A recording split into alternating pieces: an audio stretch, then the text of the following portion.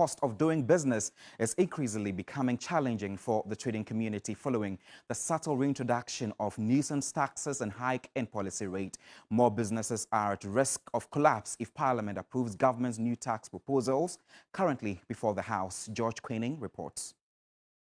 Nation building, but it becomes worrying when not all businesses are captured in the tax net. This inflation, hike in policy rates, among other factors, have largely contributed to the high cost of doing business in Ghana. When the things are from abroad and then you are clearing it at the harbor, it isn't easy. You have to pay a lot of money before. And the most funny thing is when you pay, you don't have exactly the receipt of what you have paid. This is the time center here at Makola in Accra. If you're thinking of acquiring any timepiece, you can actually get them here. But during the start of the year, mostly you can count, let's say, 10,000 timepieces. But now it's been reduced to 5,000 because of the high cost of doing business and the high import charges at the ports. Just Lord Jewelry in Makola in Accra had to downsize the shop attendants owing to some of these challenges. For owner Auntie Joyce, the time is coming where she might close her shop if nothing is done about the predicament of the trading community. The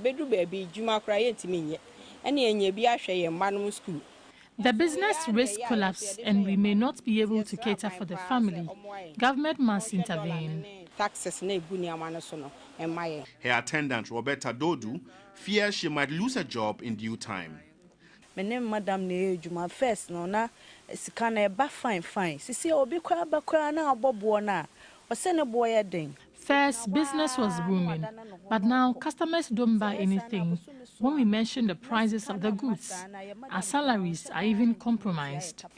Government in 2017 removed what was deemed nuisance taxes in a bid to lessen the burden on businesses. Although it was aware it could worsen revenue challenges in the short term, they had a firm conviction it would spur growth. Some of the 50 nuisance taxes abolished were 17.5% VAT NHIL on real estate, 17.5% VAT NHIL on financial services, 17.5% VAT NHIL on selected imported medicines not produced locally, import duty on importation of spare parts.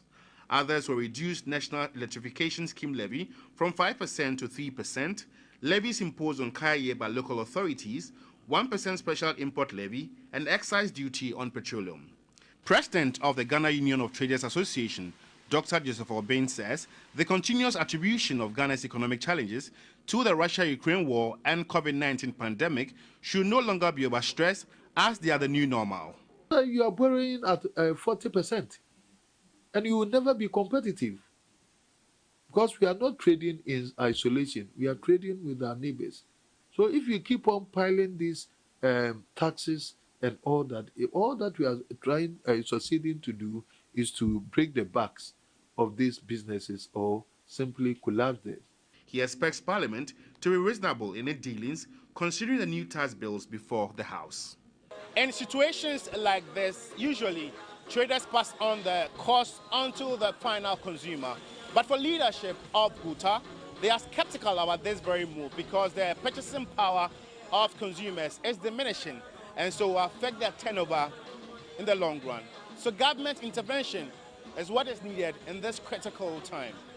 George Queening, TV3 News, Makola, Accra.